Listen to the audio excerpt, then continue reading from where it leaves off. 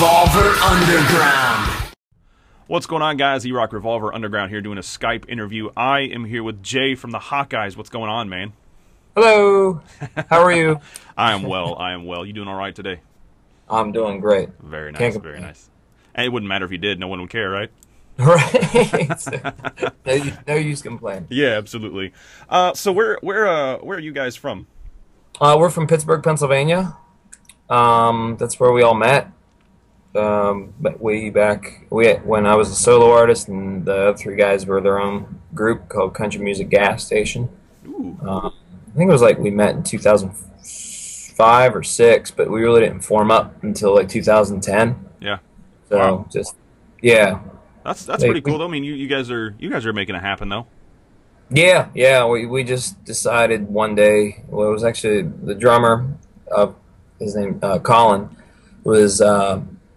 was my solo drummer for years and years and years, and then I had two guys quit the solo project, and I was like, well, I'm going to take a break, and he's like, why don't you just, he's like, start jamming with us a little bit, you know, he's like, see if you like it, you know, and I said, okay, and the first practice, we wrote a couple songs, and then we, boom, you know, we just started playing shows, and literally went out and started hitting the road, you know. Wow. Yeah.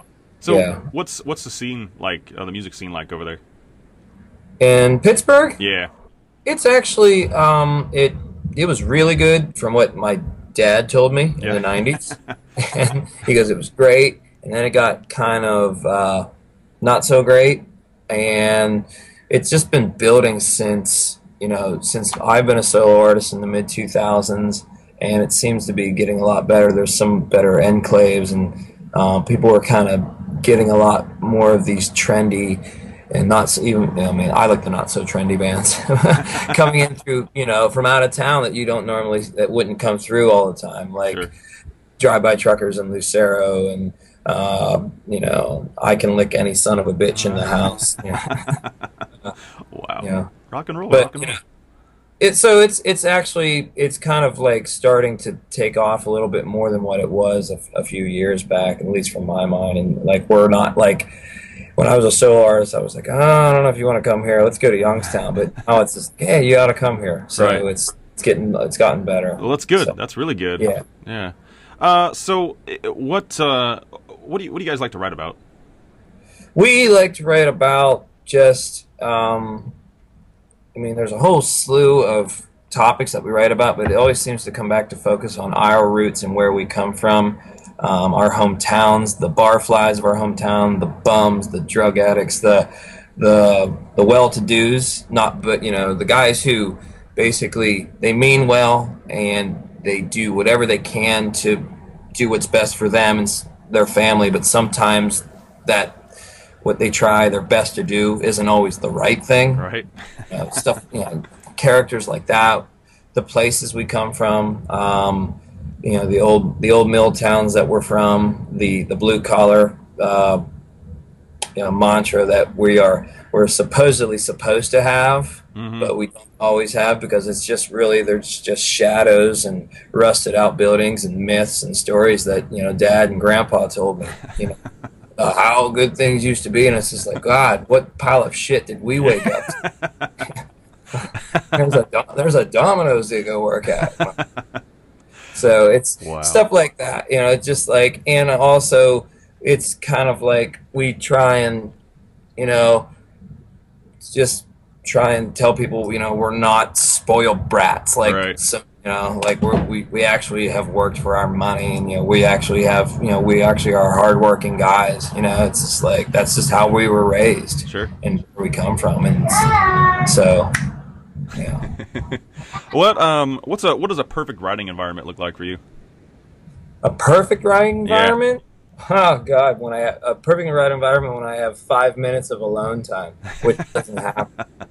5 minutes of time, like it's just like I just got off like a 20-hour trip from Georgia. I just got home Sunday night. We were playing down in Athens, Georgia, Saturday night, and literally just scribbling down, oh, okay, that sounds like a decent melody. It's in this pile of paper next to me over here. Right. There's such thing as a perfect writing environment. Right. You just it just comes to you. You hopefully have a pen. I always have a pen in my hand. Yep. You know, in my pocket. You hopefully have a pen and a receipt in your back pocket from, you know, the $85 in gas that you spent in the van. Right.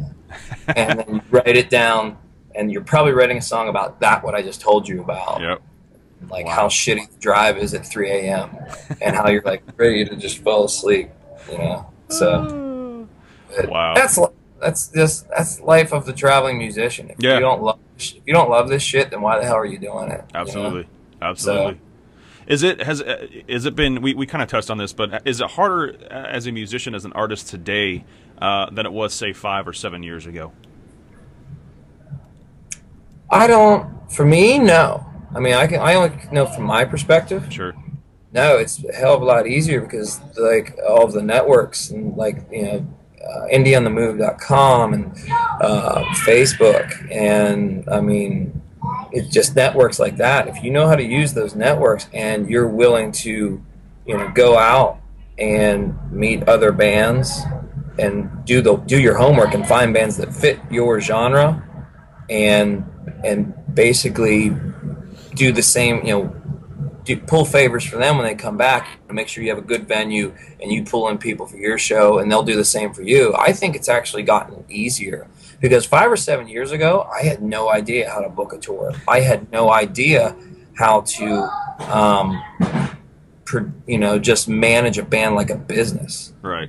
And I was just a young man, you know, like just, all I got to do is show up and someone will discover me in this bar. Right.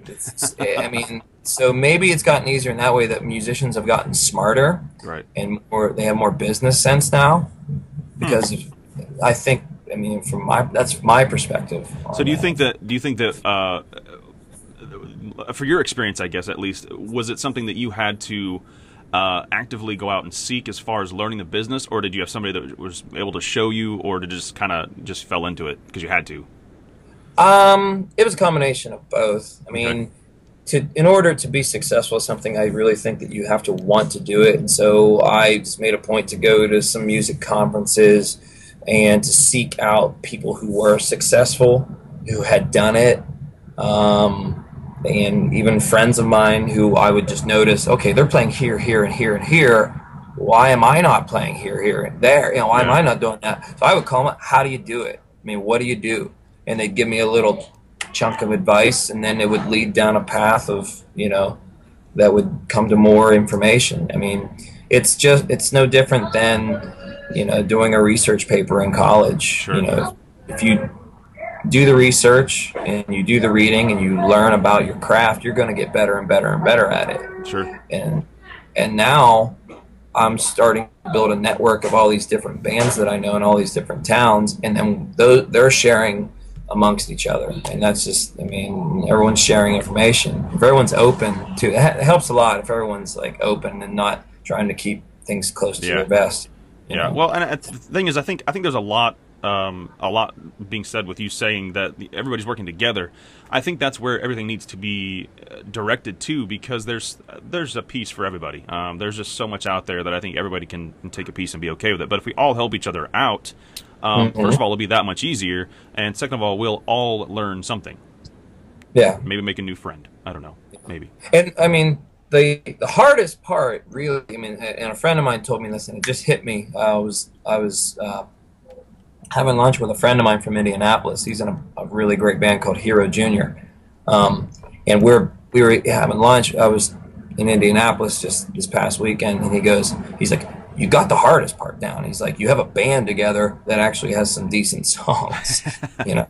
And I love being told that. And it just hit me. I was like, oh yeah, you know, it's like because for years and years as a solo artist, I could not keep a band together. Yeah. And it's like it just seemed like every show was like either hit or miss. Yep. So I think that's the hardest part, and the second hardest part is actually getting people excited and getting people out to your shows.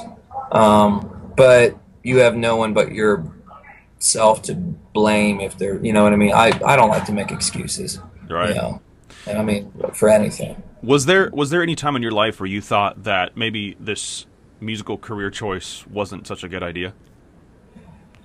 That thought crosses my mind more often than not. Right. It's just because I always try and see things from both sides. I never, I don't want to be delusional about things. It's like, man, should I just stop? Should I stop and go out and just, use my college degree and get a job? And then for some reason, something inside of me says, no, you only live once, so you might as well do this, because so far as I know, reincarnation, right? But you only live once, so you might as well fucking try this. You might as well give this a shot, because it seems that when you go up on stage and you play, people go, yay! So there is the occasional tough crowd of yes, but yes, it crosses my mind. I'll be totally honest. It does cross my mind every once in a while. It's just like, this is getting overwhelming. I don't know if I can handle this. But then you just have to have your positive side of yourself needs to be stronger than your negative side of yourself, and you just need to say, shut up, go in the back, and I'm in the driver's seat. Right. So, do you guys do? Have you started doing any touring yet? We're actually kind of in the middle of a little fall tour right now. We're back home today, and then we were in Bowling Green, Nashville, Athens last week, and I think I can't remember where, Louisville, and did a little shot up in Youngstown, and then we head out back to Canton, Columbus, and we're down to Memphis again this weekend.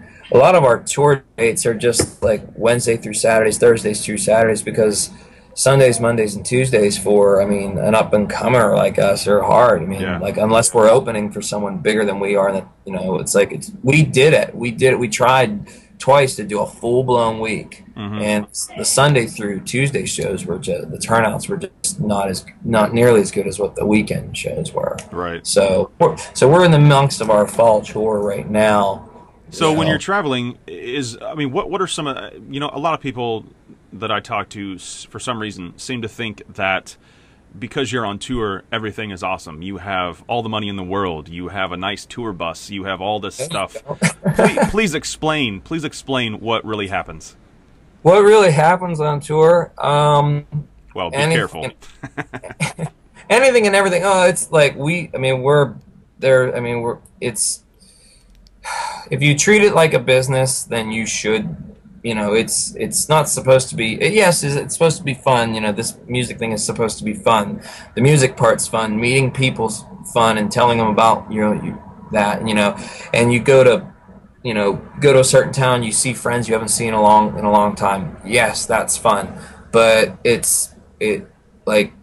we haven't booked a hotel room in over a year. Wow. Because it's just too damn expensive. So we sleep on couches. We sleep in the van. We just make sure we find people that we can stay with. It's basically, it costs a lot of money. You better have your money saved up. You better have a job when you're not on tour. Yes, you should have a job. If you're, if you're trying to make money off of just playing music, I'd love to meet your investors. Yeah. Or your parents. Or your parents, yeah, which might be your investors. Right, exactly. That's fine if you can do that. More power to you. Do it, Right. But it's not all fun and games about touring. It's work. You have to be willing to work. You have to be willing to sit in that damn van for 6 hours. 20 hours or whatever, and just put your gripes aside and say, we believe in this, and we're gonna do it. And and kind of have that mentality. What else would you be doing? Sitting on your ass on the couch watching, television. It's like. That's not. So you really have to be. If you're wanting to do this, this is something that you need to be passionate about, because this is not for the faint of heart, if you will. You really need to want to do this. Hell yeah, you've got to be very passionate about it. You have to be very forward thinking and very positive, and try and pull positive out of any situation, no matter what it is, And you also if you want to do it just for fun, that's fine. but I always stress, I mean, I'm going to keep saying it, it's like, just treat it like a business, you know. Sure. This is your baby, you know, treat it as if it is your baby, and give it all of your energy, and it's as soon as that phrase "I can't" comes into mind, I can't. That's, you're setting yourself up for failure. Yeah. I mean, I have a wife, I have a kid. He's playing in the next room over there, and you can do it.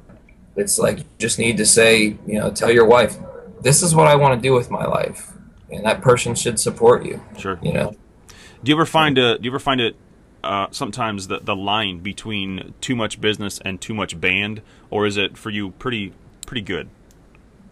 Yeah, I mean, the lines get blurred sometimes. Yeah. I mean, like I mean, there are some times when, like, you need to dedicate time to family, or you need to dedicate time to just yourself, recharging your battery.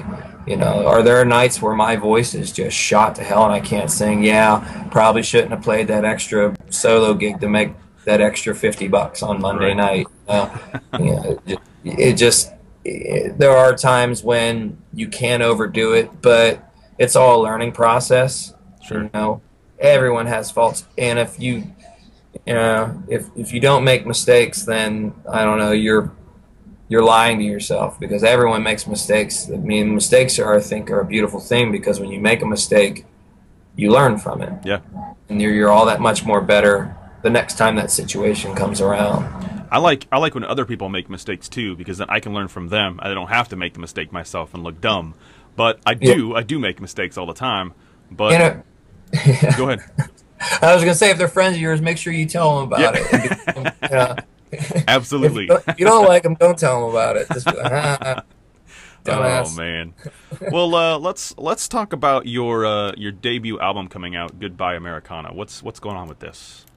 It was supposed to release back in October, and we just heard some things about it, and we wanted to give it more lead time to promote and find a better PR firm than me, basically, and basically, and we wanted to push it back to March just so we could have more time to promote it. And we heard the original masters, and we were like, oh, it's good, and like, we'll listen to it on like my laptop and in my car. And then our producer called us up, and he was like, you're gonna do that again, right? You're gonna remaster it again. I'm like, yeah, Pete, yeah, we'll yeah. Okay, if you say so. He's like, good. He goes, I don't like the way it's mastered. I was like, okay, I was like, and God bless his soul, the guy who mastered, he did a hell of a job. He put a lot of work into it, but we're gonna try and get that done, and then get the proper lead time to sign on with. We have a good PR firm we're going to sign on with, who's going to try and get the word out about it. But other than that, it's great. It's a really great record. We're really happy with it. We put a lot of time into it, and as you should, yeah. Right? So. And I hate being in that position where you, as the artist, you see all the work that somebody puts into your album, but you're just not happy with it. And I think sometimes, a lot of the time, artists want to just be nice, and they're just, even though they don't like it, they just say, yeah, it's good, we'll do it. That's never a good idea. Never a good idea. I'm so guilty of that. Yeah, me too. Guilty of that. I'm guilty of that all the time. It's like, it's we'll just, it's okay, man. I don't. And then my problem is, I'll be like, it's okay. And then like 2 weeks later, I'll be like, oh no, I gotta change that. Yep. I'll call someone up and be like, okay, I'm really sorry. It's like, and I have to apologize. And my wife gets on me about it all the time. She's like, you need to just say what you mean immediately. Right. Like, Mom raised me to be a good boy. Yep. And I'm the same way. It's really hard to, disappoint somebody or tell them about that. But at the same time, it's your product, it's your name on it, and you got to do what you got to do. And right. it sucks, but I just hate being in that situation.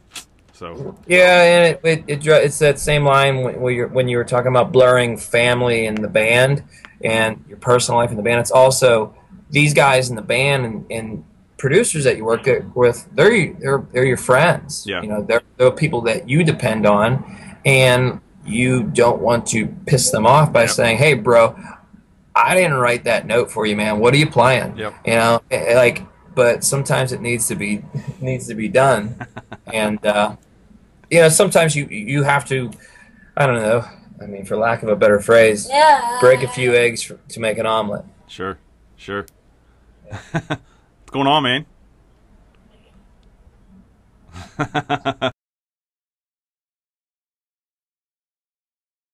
He's 5 and he's all into this rock and roll dad thing. He got to see the band for the first time like a couple weeks ago, so he's just like, he wants to always be involved. He's like, "Am I coming with you?" I'm like, "Someday you will." Yeah, you know, someday. you know. Working on that Steve tour Earle bus. does it, you know, Steve Earle does it, so you know, someday. Well, let's see. What? I guess what you've been doing this for a while. So what would you suggest, or what advice would you give to new artists or up and coming artists? Make sure you know what your focus is going to be. Like, I guess who your, not so much your target audience, because you really don't know who your target audience is till you start playing shows. But get your sound down.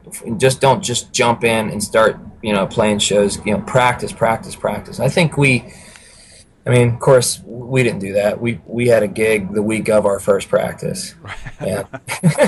We didn't even have a name. We just made up a name, and now that's what we have. You know? So, but that would be my advice. Make sure your sound is down, and at least get a month worth of practice underneath your belt. Make sure the people that are in the group, like, you know, make sure you have your goals lined out. Do you want this to just be a once a month thing? Do you want this to be just weekends? Do you want to tour? Do you want it to be like weekends that's eventually going to turn into touring?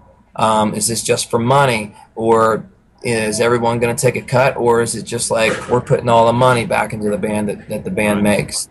Have those goals written out. You know, I mean, that's the one thing I did have before I joined this band. I already knew what I wanted to do. Sure. I mean, I was just trying to do it as a solo artist, so that's why it was kind of an easier transition. I had my goals, and like after we had that first practice and we had to like basically do this last minute gig, you know, the week of our first practice, the next week I was like, okay, I think, you know, we can do this. How about we try this? And then it's also set your goals to be reasonable. Maybe like have some, you know, some short-term goals and then long-term goals. Sure. Like, and, you know, just, and also especially at first, try and be as hands-on and do it yourself as possible. Don't go out and find a manager first thing. Right. Learn the business side of it first, so that you know that you'll know when it's time to hire a manager. You know, you'll know when it's time to take a record deal. You'll know when it's time to demand money from somebody, you know, for tour support or whatever, you know. You'll know when it's time to go in the studio. You know, learn as much as you can before you actually start the project. And you're never like, you don't have, like, just because I'm 29 years old, I'm out of the game, I'm getting old. Like, I'm 32 years old, and I'm not afraid to admit that. Yep. And I'm not, it's just, you know, you're only as young as you feel, so don't feel like you're out of time. Absolutely. You know, if you can bring the intensity, you can bring it. Yeah, no matter absolutely. What and I think times are changing too. I think music is becoming, there's less age barriers now, especially in the indie scene. It seems to me like there's less age barriers, and I think that's pretty cool. Right. Yeah. I mean, there's a friend of mine that plays down in Nashville, and he tours all over the place. He's like 55. Yeah. His name's Ned Van Gogh. He's incredible. Yeah. And like anytime we see him, we're just like blown away. And we have, you know, it's just like, man, Ned, we got to bring our shit, you know, because we got to play with Ned. You know, it's like Ned's 55. Like, he's like, I don't know if he's 55, but like I think he told me he was 55, and he might have been kidding. Right. So I'm sorry, Ned, if I got your age wrong, buddy. Like, that's what you told me. You were drunk. Yeah. Wow. Where can we find your music? You can find us on iTunes, Amazon, Reverb Nation. It's on Reverb Nation. You know, we all know the greats Reverb Nation. Oh, yeah. It's one of those other tools that makes things a lot easier for artists. Absolutely. It's a great tool. ReverbNation.com/Hawkeyes, Facebook.com/HawkeyesBand. And please go there and please check out all of our crazy photos that we put up at random, and because we just want people to have fun on our Facebook. We want people to get to know who we are and get to know the Hawkeyes experience, and you can also get them at shows. Absolutely. You know, absolutely. Love when people come to shows. Yep. And get on those networking sites, because they're going to get more information about their album coming out, Goodbye Americana. I anticipate a really, really good album, guys. I'm excited for that. So Cool. I'll be looking into that. Jay, thank you so much for hanging out. I do appreciate your time. And, again, go check out those websites. Go see what's going on with these guys. Got some good things coming. So rock and roll, man. EROCK, thank you so much, buddy. This was great. Absolutely. We'll do it again soon. Okay. All right, cool. man. I'm EROCK. Peace. Revolver Underground.